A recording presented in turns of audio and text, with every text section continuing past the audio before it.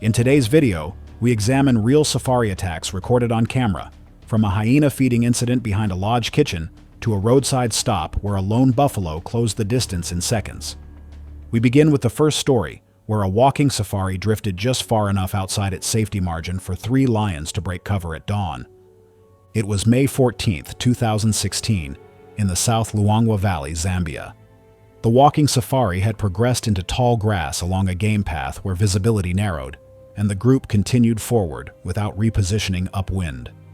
The air carried damp grass and animal scent, typical at dawn, but stronger at ground level, and the stretch ahead showed little small animal movement, a condition guides associate with predator presence.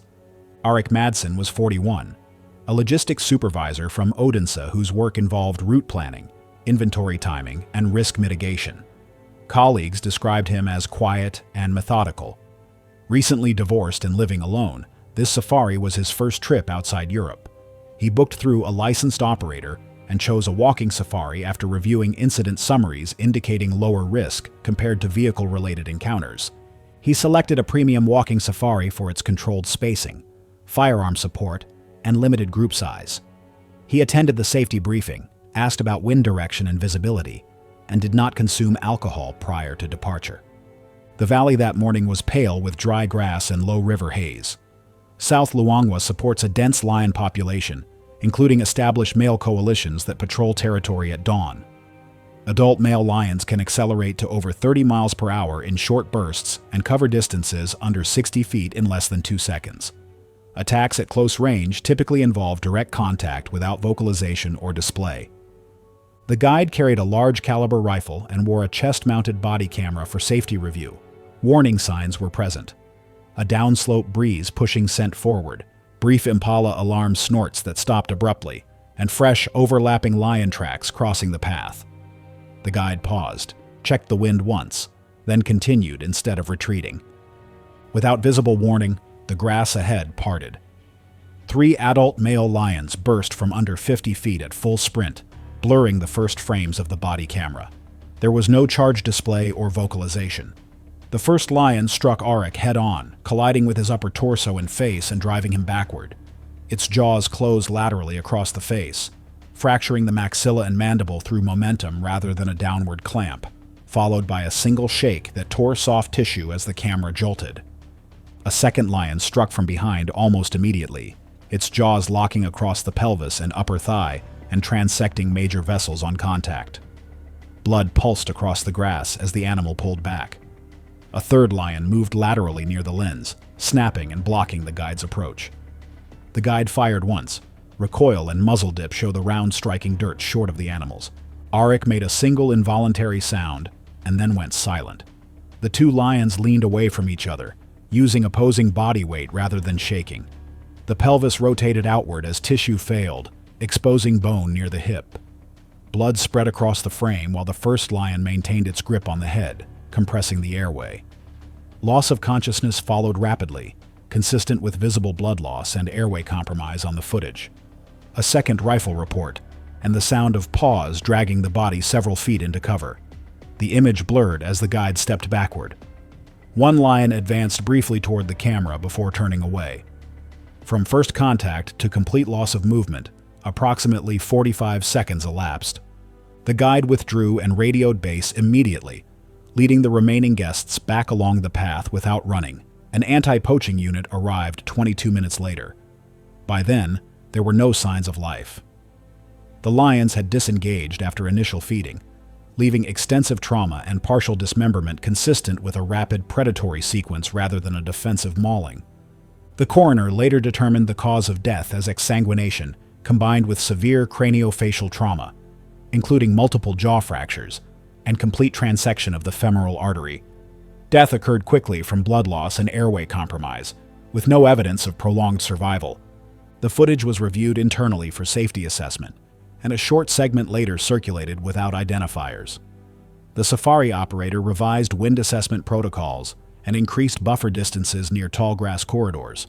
No legal action followed, and only a brief local report noted the fatality without naming the victim.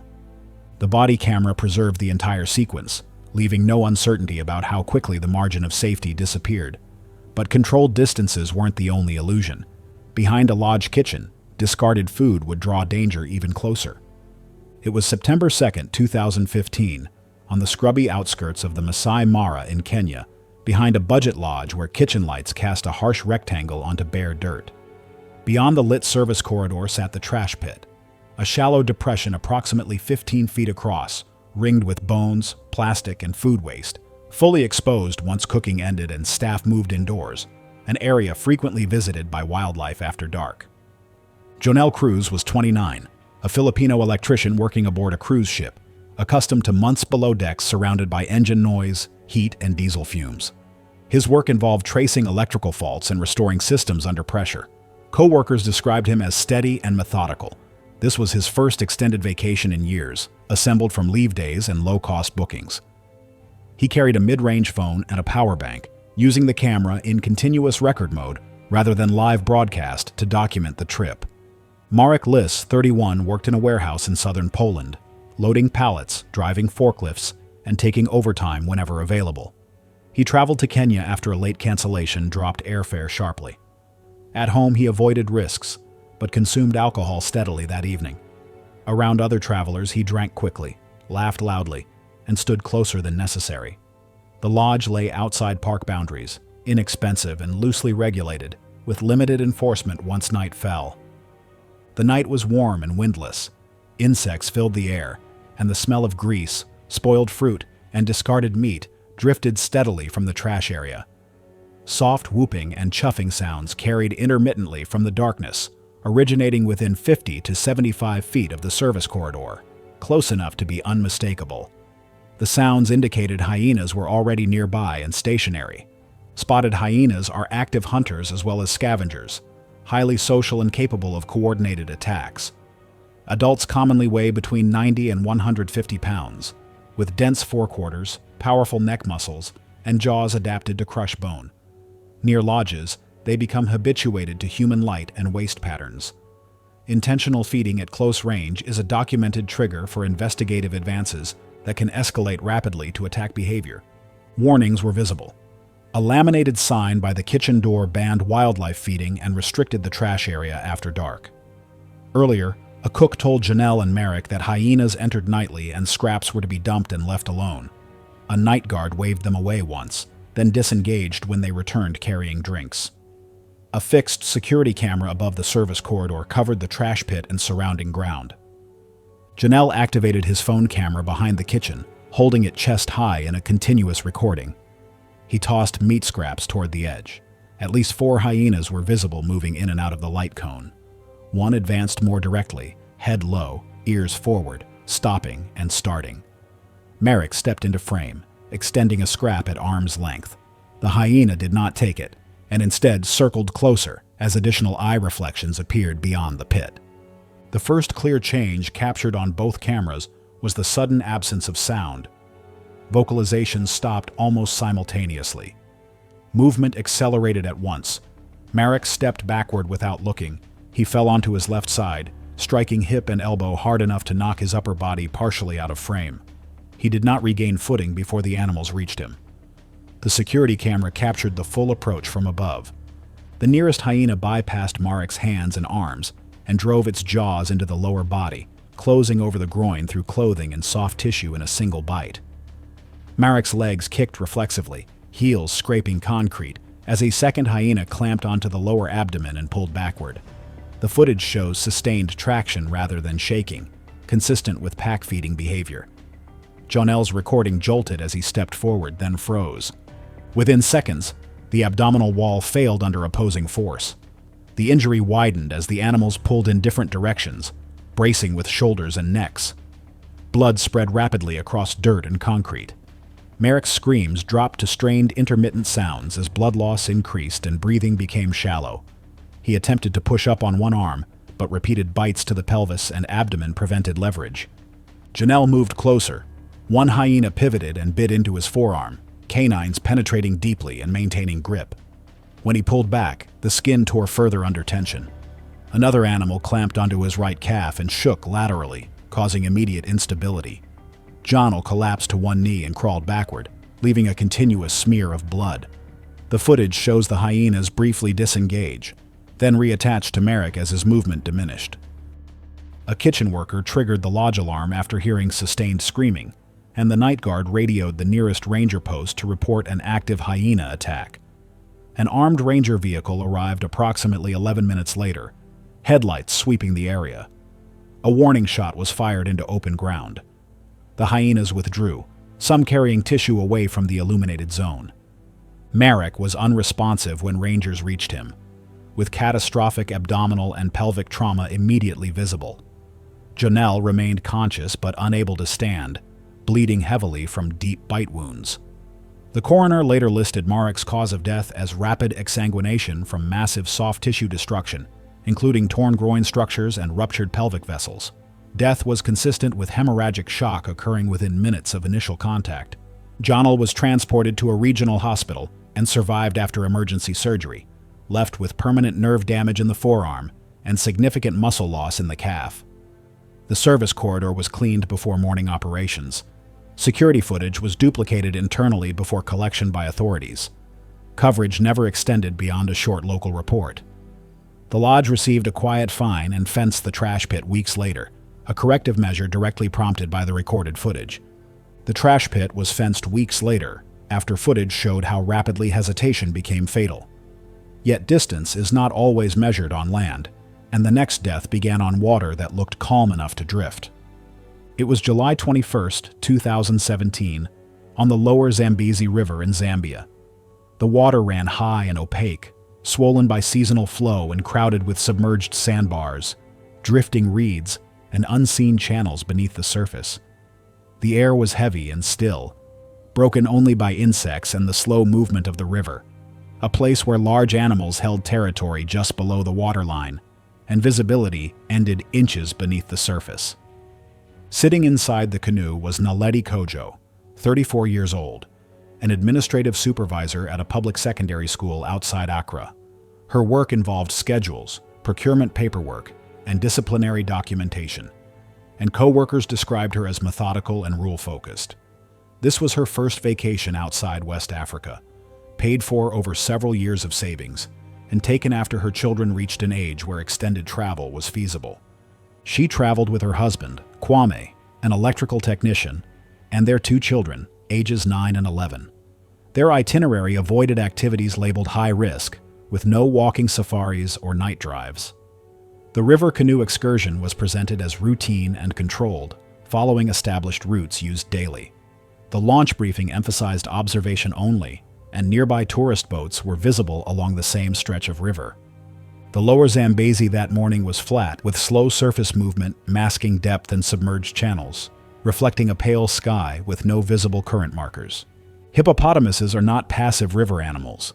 Adults commonly weigh between 3,000 and 4,000 pounds, can run faster than a human over short distances on land, and are responsible for more fatal encounters in Africa than any other large mammal.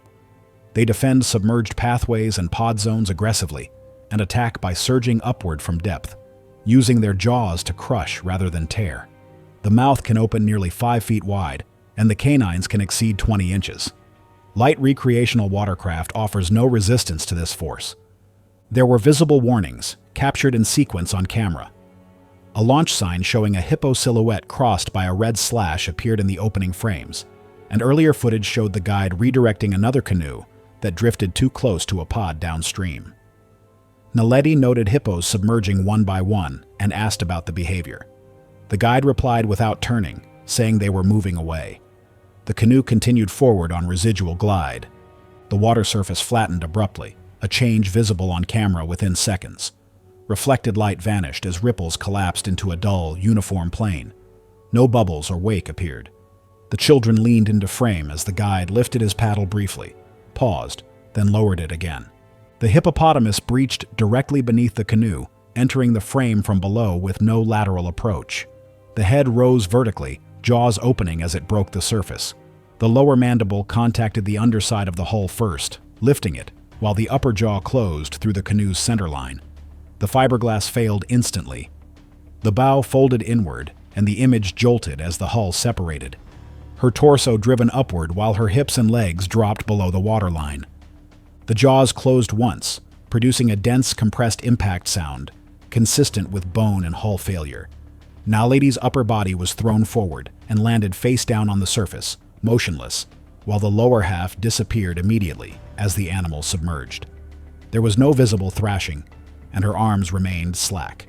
As the canoe collapsed, the footage shows her upper torso drifting and slowly rotating.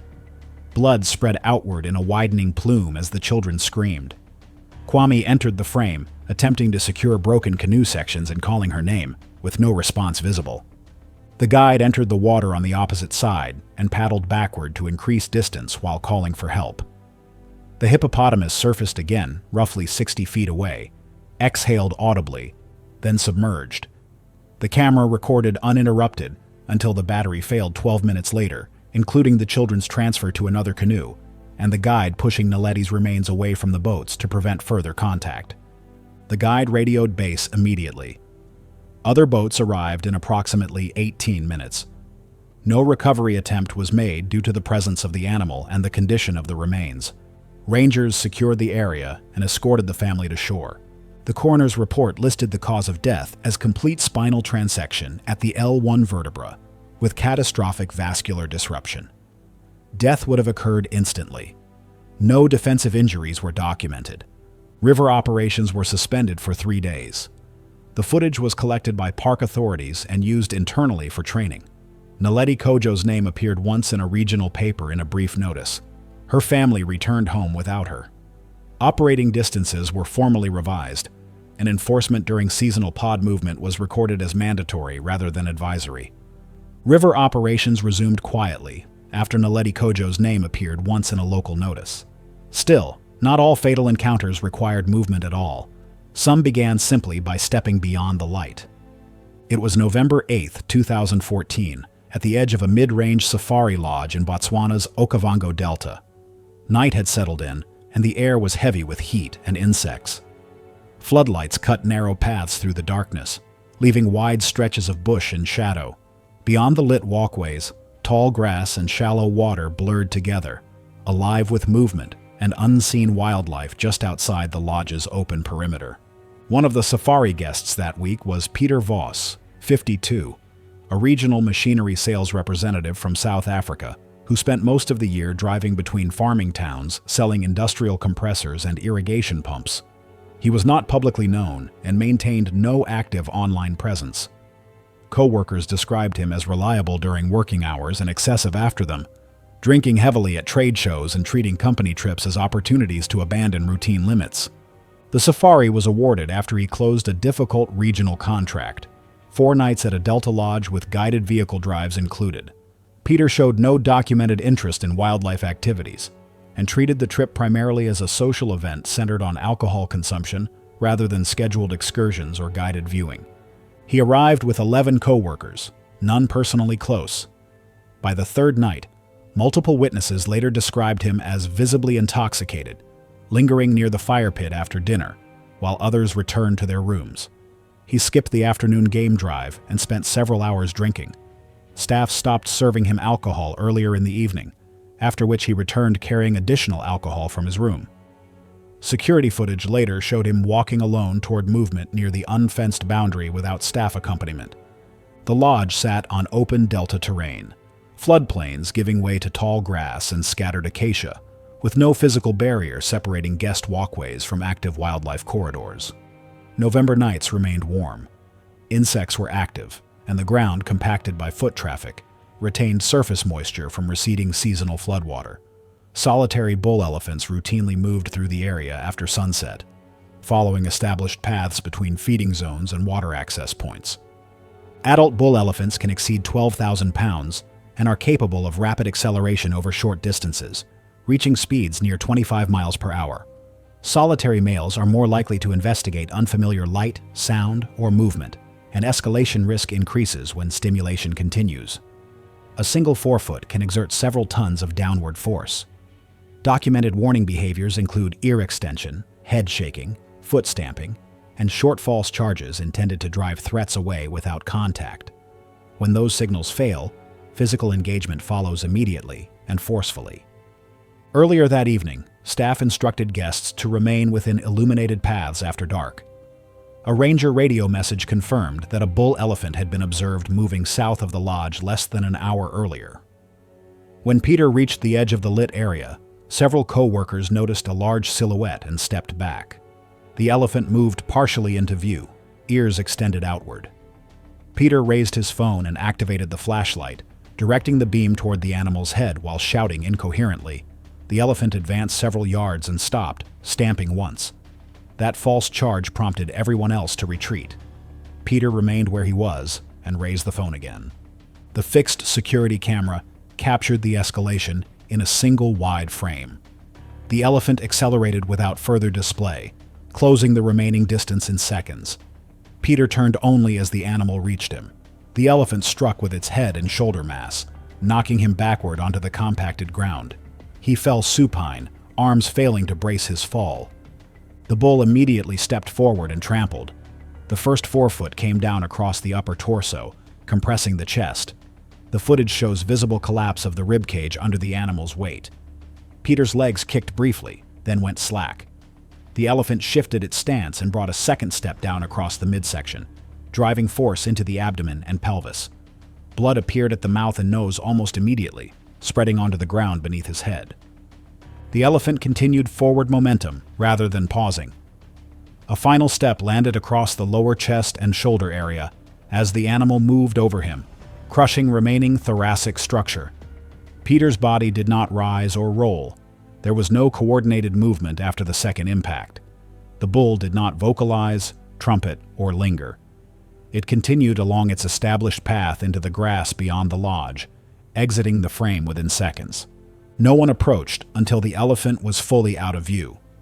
A lodge manager contacted wildlife authorities and emergency medical services via satellite phone, and guests were instructed to remain indoors. Dispatch records later confirmed responders were mobilized within 3 minutes. Rangers and paramedics arrived 27 minutes after the incident. Peter was pronounced dead at the scene, with no resuscitation attempted due to catastrophic trauma. A subsequent coroner report listed the cause of death as massive blunt force trauma from trampling, including extensive rib fractures, internal organ rupture, and secondary cranial injury from ground impact. Death was assessed to have occurred within seconds of initial chest compression. Toxicology results showed a significantly elevated blood alcohol concentration. In the days that followed, the lodge cooperated with authorities and reviewed the footage internally. Coverage remained limited to a brief local notice describing a wildlife-related fatality. Peter's family declined public comment. The lodge installed additional perimeter lighting, reinforced guest movement restrictions, and imposed stricter nighttime alcohol controls. The security camera remained in place, continuing to record without modification, its frame holding only what was left behind. But the next death unfolded in daylight, on a roadside stop where time collapsed in seconds. It was February 19, 2013, on the scrubby eastern fringe of the Serengeti in northern Tanzania, where the protected parkland fades into dirt access roads, cattle paths, and wide stretches of lightly patrolled bush. The terrain was dry and uneven, with tall grass broken by thorny shrubs, scattered acacia trees, and open ground that allowed wildlife and people to move through the same space without clear boundaries. Riding in the rear passenger seat was Ruin Keller, 26, a German travel vlogger with a modest following of just under 4,000 subscribers. He worked irregular warehouse logistics contracts at home and used most of his savings for short trips focused on close-range wildlife footage. His channel emphasized proximity, short clips filmed at ground level without narration, zoom, or music. He had no prior documented injuries from travel or outdoor activity. Ruin booked through a low-cost safari operator that permitted brief roadside stops outside the park's core zones. He was not insured for walking safaris, a restriction listed in his booking terms. Operator policy prohibited exiting the vehicle, though enforcement depended on the guide's discretion. Ruin requested stops calmly, citing lighting and framing, and repeated that he would remain near the vehicle. The van was stopped with the engine running and all doors closed. The road cut through dry yellow grass broken by thorn trees and low scrub. The air was still. Insects were audible over the idle of the diesel engine. Cape buffalo are heavy-bodied bovines commonly weighing between 1,200 and 1,800 pounds. They can accelerate rapidly over short distances, reaching speeds exceeding 30 miles per hour, and pivot with little warning. Vision is limited, but hearing and smell are acute. Solitary bulls are disproportionately involved in fatal human encounters, particularly during surprise or close-range approaches. Their horns curve outward and downward into a dense boss that absorbs force and transfers impact through the skull. Handheld camera footage shows a single buffalo standing roughly 120 feet from the road, angled slightly away with its head low. The guide slowed, but did not stop. Ruin leaned forward and asked for a pause. The guide refused and gestured toward the animal's posture and the lack of cover. Ruin repeated the request. The guide allowed a brief stop without authorizing exit. Dashcam audio records the guide instructing Ruin to remain inside the vehicle. Ruin exited anyway and stepped forward 2 paces with his camera raised. The buffalo lifted its head. Dust shifted beneath its hooves. Its ears rotated forward toward the sound of boots on gravel. The charge followed immediately. There was no false charge, ear spread, or lateral movement. The buffalo accelerated in a straight line with its head low and horns aligned. The right horn caught beneath the lower rib cage, lifting him off the ground. The impact expelled air audibly, captured by the dash cam microphone. His body was thrown backward and struck compacted dirt. His camera slid out of frame. The buffalo continued forward. It placed a forehoof on the upper torso and drove downward using body weight. The sound was dull and concussive. Ruin's legs flexed once, then drew inward. Blood mixed with saliva at the mouth as involuntary exhalation occurred, producing pale pink foam. The animal stomped again, then a third time.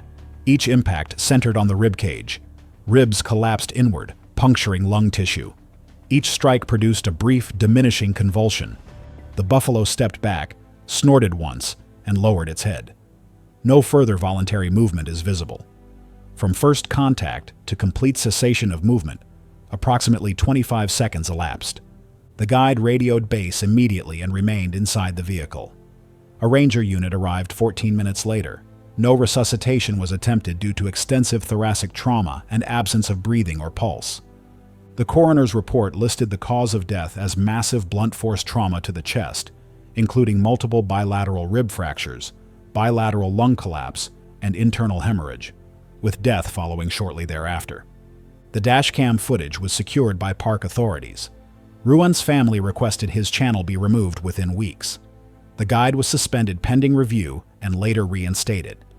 The incident was recorded as a non-defensive wildlife strike following unauthorized vehicle exit and appeared only in a regional wildlife safety bulletin, unnamed, a documented example of how rapidly minimum distance violations can become fatal. Thank you for watching. If you want to continue examining the final moments caught on camera, the next case is waiting here.